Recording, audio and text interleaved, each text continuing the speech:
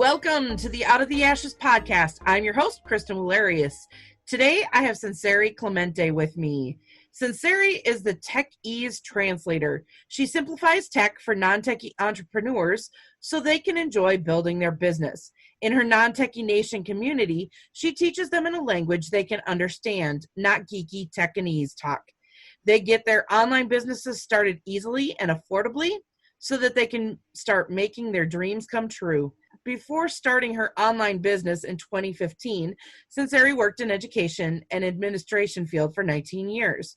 She has a Master of Education degree as well as an Education Specialist degree in administration. She lives in Nashville, Tennessee with her husband, 3 children, dog, and a 60-gallon aquarium with tropical fish. She's a music fanatic, bullet journal junkie, a book connoisseur, and a Zumba enthusiast. Welcome, Sencery. Thank you, Kristen. I have to say, the Zumba thing was life-changing. When you introduced me to some of those YouTube Zumba podcasts, whatever you call them, on YouTube, whatever. Isn't it great? Oh, amazing. I love them. I can just dance away. Like, nobody even sees me. I could be like Beyonce when I'm doing Zumba.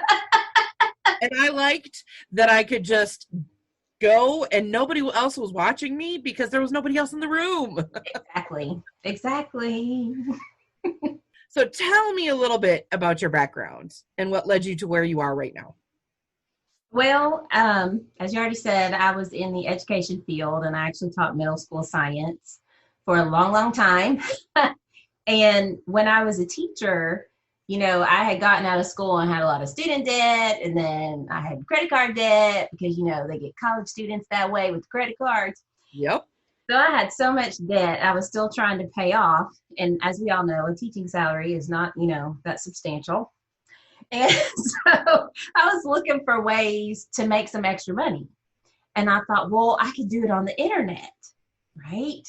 I can find stuff on the internet. People do stuff all the time. So I had done searches on the internet for what I could do to make some extra money online, which there was a whole lot of stuff that wasn't going to work.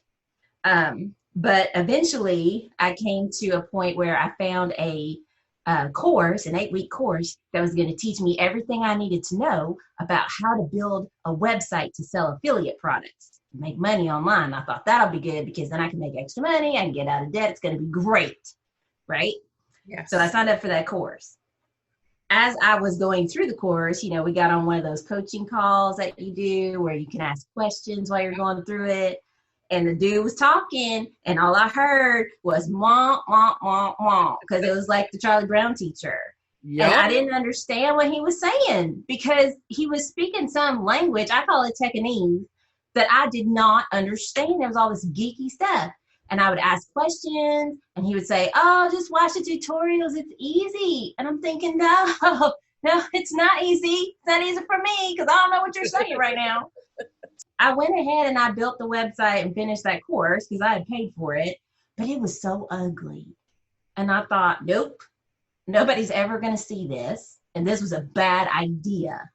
So I trashed the website. I was like, forget this, I just leave it alone.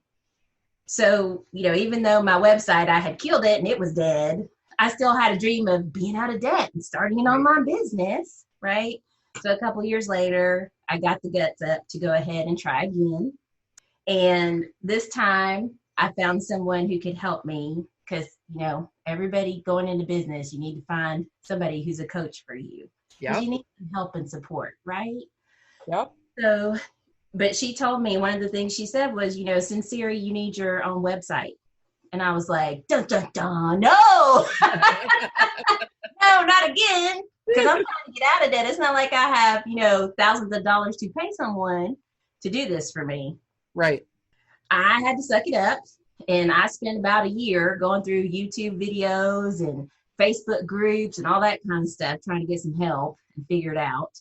And after about a year and a lot of costly mistakes and frustration, I did. And I made my own website. From there, it just kind of turned into people said, oh, you made your own website? Can you show me how to make my own website? Can you build it for me? So it kind of went in that direction. And I thought, sure. So I started building websites for people, and then I started showing people how to build their own and give them advice on how to get started and what to use and how to avoid things that I wish I had not have done. So yeah, that's kind of how I got to where I am now, because I found out with, solopreneurs who are just starting out online, it's not just the website. It's things like, how do I get people a free gift so I can email them? And how do I accept payments? And how do I do that, video conference thing that people are talking about? So there's a whole lot of tech stuff that goes into it.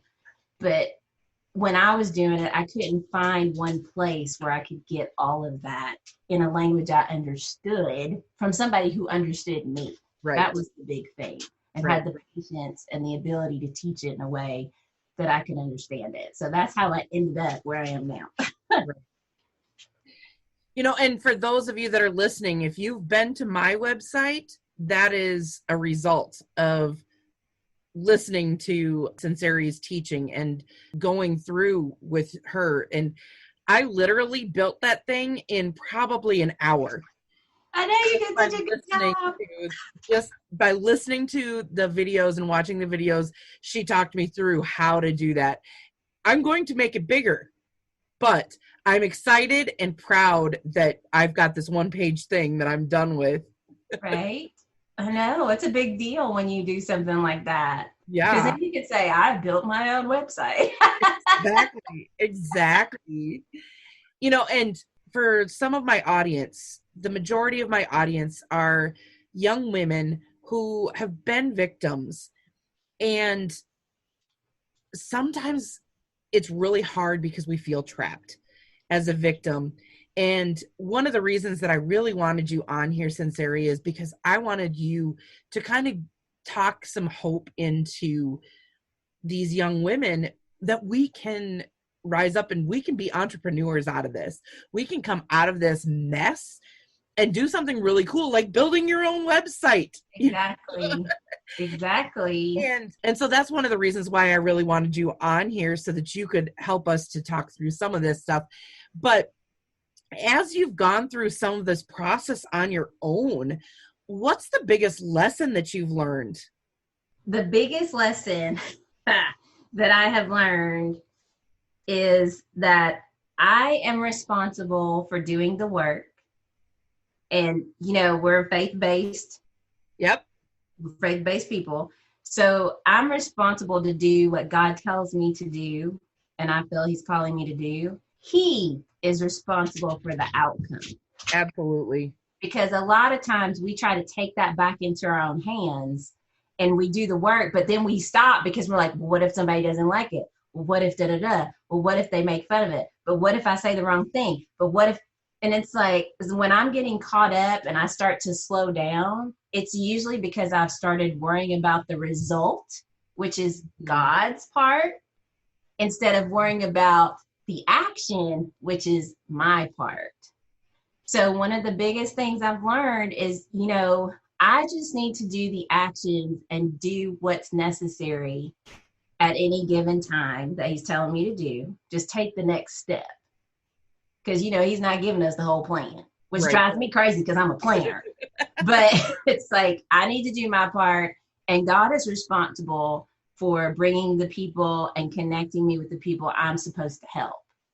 Yes. So I really like that. I like that. And it's a good reminder for me. I sometimes forget that myself, and I've come through so far, but I think that that's something that people in general have a tendency to forget. Right. That God's going to bring the results about. I love that.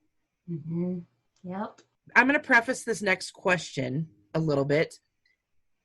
When I talk about failure, I understand that failure is kind of how we get to the success. So I don't look at failure as being a negative thing. Right. So with that being said, what would you consider to be your biggest failure, and what did you learn from it? I think one of my biggest failures, and this probably goes along with most of my failures, if not all, if I can do a blanket statement, just in general, because when I look back on every time something didn't work and it has failed, there's one thing I've noticed. I was trying to do it on my own in isolation. I didn't ask anyone for help. I was like, I can do it myself. I'm going to figure it out myself. That's pride right there. And pride goes before a fall. We all know. Guess what I did? I fell because I didn't ask someone who's been there, done that, for their help. Because what do we think when we want to ask somebody? It was like, well, they're going to think I'm stupid. No. If they think you're stupid, that's not the person you need to be talking to. Number one, right? Because you need supportive people around you who want to help you and lift you up. But every time I've had, just like going with the wrong hosting company when I first started building websites, going with the wrong theme and spending all this money and then realizing it wouldn't do what I wanted it to do, just all kinds of stuff like that, and having to start over. It was because I didn't find someone that I could get help from and that who knew it. And the problem is, there's so many people that you can listen to right now. There's tons of people to get advice from, but you really have to find somebody that lines up with your moral compass and with your belief, because otherwise there's always going to be a tension and a conflict. So like my biggest failure is just trying to do it on my own all the time and thinking, I don't need any help, I'll figure it out. Yeah.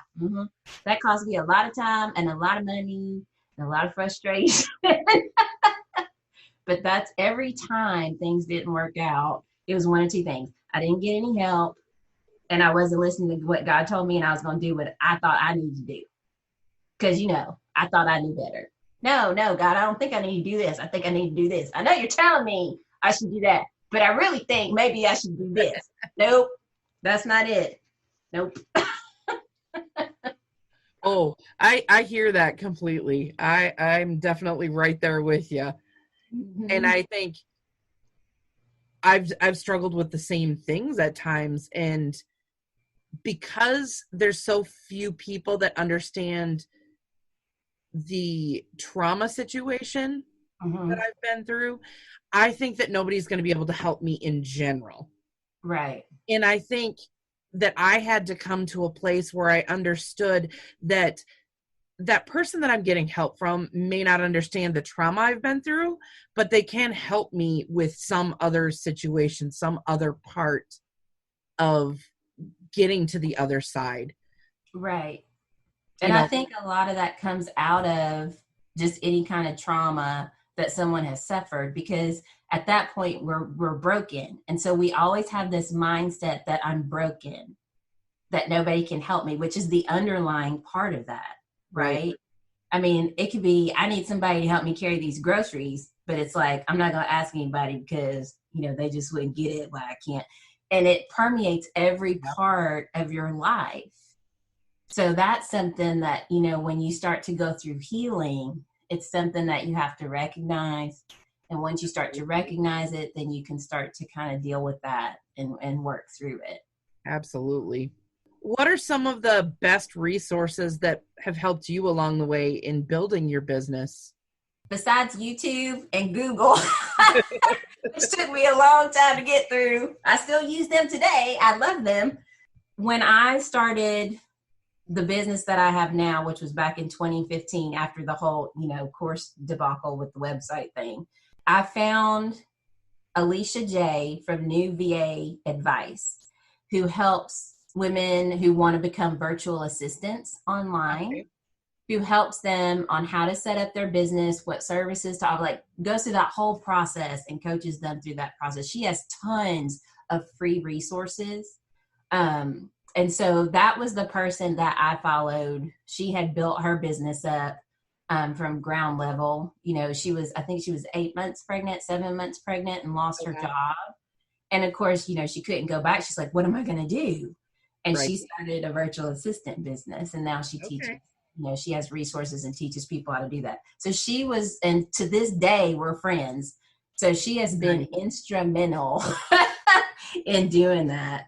But she's the main one. New VA Advice. That's what really kept me going to start this business and figure out what I was doing. Well, that's really cool. Who have been 3 people who have been the most influential to you as you have worked through this process? And I'm guessing probably one of them would be the resource that you just listed, but Yes. Yeah, for the reasons I just listed, yeah. she was one of the most, because I would not be here and I would have quit many times if I did not have her as a coach.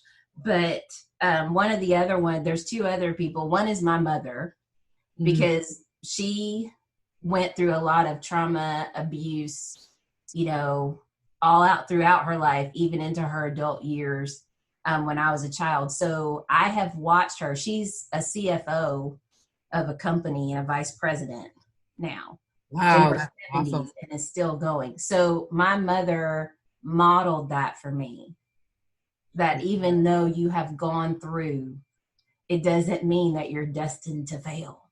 You still Right. have something great in you that has to come out. You still have things to offer to the world.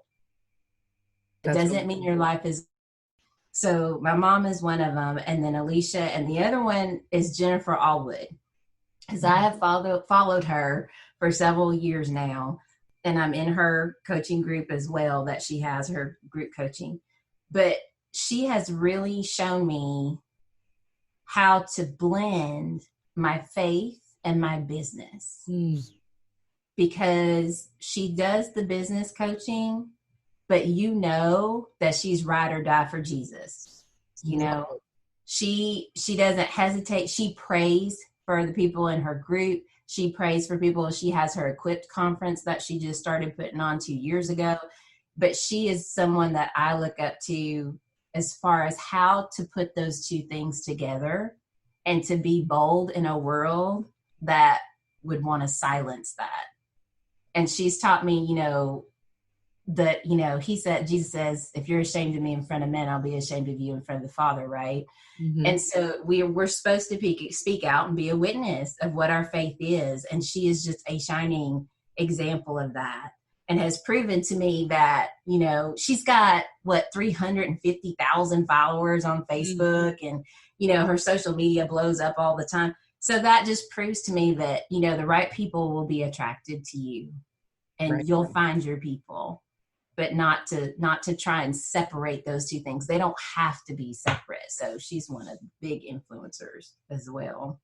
I love that. And I think coming from an education standpoint, I'm sure that you notice this too. There's such a focus on, well, I have to keep my spiritual life completely separate. Yes. And you can't. No. There is a fine line that you walk in education. Yes. And there's a fine line that you walk with anything that you're doing, but you cannot separate who you are, right, from that spiritual side of you, because it's part of you. Exactly. And that's part of the reason why I eventually left teaching. When it started getting stricter and stricter, it's like, you can't even mention anything about God in the classroom. And I was a science teacher. So when we would get to the part about, evolution and all that, and I'm like, that's a theory. And then, of course, we have God as the creator of the universe. Yep. So, and I would tell them that is what I believe. So, but I couldn't do that. And everything got so touchy. And then they're like, oh, you can't have a Bible at school. Oh, you can't do this. Well, the kids can pray, but you can't. And I'm thinking, are you gotta be kidding me? But yeah, the politics just overran education. And but it's part of you. Kind of off on a side note, I live in a very conservative area, so it hasn't affected that much in my area, but it's getting there. Yeah. I mean, I'm in Nashville. I'm in the Bible Belt, right? So I'm sure it's a lot better here than maybe out in California or the East West Coast. I know that. But yeah, it's starting to clamp down. So now is not the time to shrink back. Right. So if you were in my shoes, what is one question that you would have asked that I didn't? One question that I would have asked is, how do you recharge? Oh, I like that. Right? That Because is some awesome. people are extroverts and they recharge Yes. differently than introverts or ambiverts. But I always like to know what people do to kind of get themselves together and refocus and recenter. And so how would you answer that? Basically, what I have to have alone time in order to recharge, where I don't have to talk to anyone. Because when I'm on, and I love to talk to people, but then there comes a time it's like, whew, I'm tired of talking. I don't even want to look at anybody. Don't look at me. So, but I get my alone time. I get my Bible. I do journaling. I do things that are creative in my journal, and music is a huge part of my life. So if I need a quick recharge and I'm not in a place where I can kind of pull away from everybody, I had like the headphones everywhere. They go in my ears and music is on. And that's kind of how I get myself back together if I need something fast. But yeah, it's music and doing something creative and just alone time. I like it. See, I knew that there was a reason that we became friends because I think that we are like so much alike in some ways. Yeah. And that's one of them right there. Yeah. I very much need my time away from people to recharge. Mm-hmm. And well, my education is in music, so. There you go. Yeah, I was a band geek, as they say, in high school and middle school, and did all the band and the contests and did all that. I love music. It's like a love language. It's kind of interesting. The high school that I went to, if you were in marching band, you were considered a jock.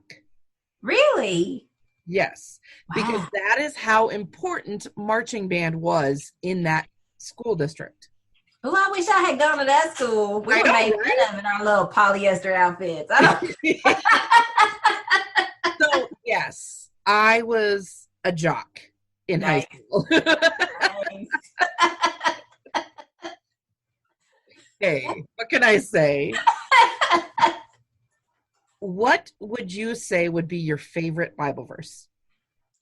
My favorite Bible verse that I always come back to, and I have a little ring that I wear that has it inscribed all the way around it. It's like cool. Is Jeremiah 29:11, which I know a lot of people, that's their favorite. But the thing about that is, he says, I know the plans I have for you. So I have to remind myself that he has a plan for me. Mm-hmm. I don't have to create my destiny. He already has a plan for me. He had a plan for me before I was even born. When he first thought of me, he already knew the end from the beginning, right? Yes. And I have to remind myself that he has already written out what my life is going to be, and it's only going to be good. Mm-hmm. And my job is to walk in it and to be close to him so I can hear him when he directs me in the path for the plan he has for my life. So it's that part that I really hang on to, is just that he has a plan for me. He had a plan from the beginning. He already knows where I'm going. I just have to be obedient. And of course I screw it up a lot, but it's okay because, it goes in the sea of forgetfulness. Yeah. So, he's patient. But that's the verse, because I have to remind myself, it's not my plan. I'm not creating my life. He already has a life for me. If I will just listen and stay close to him, he will make that come to pass. I like that. That's really cool. Mm-hmm. So, Sencery, where can our listeners connect with you online? Where can they find out more information?